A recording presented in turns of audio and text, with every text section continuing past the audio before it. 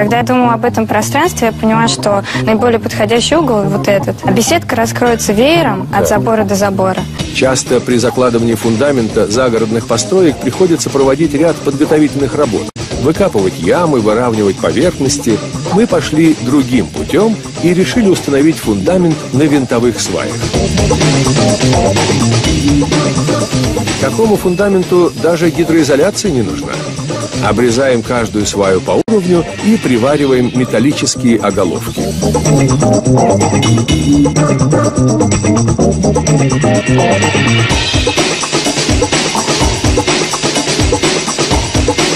Функцию нижней обвязки в данном случае выполняет деревянный ростверк, который фиксируется с помощью специальных шпилек. Теперь устанавливаем вертикальные стойки.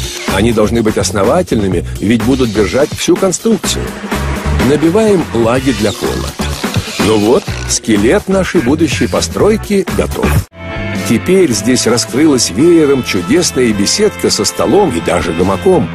Малосимпатичный металлический забор спрятался за красивыми деревянными шпалерами из лиственницы. Но, несмотря на всю перестройку, свободного места осталось много, ведь самое главное – грамотно распорядиться пространством.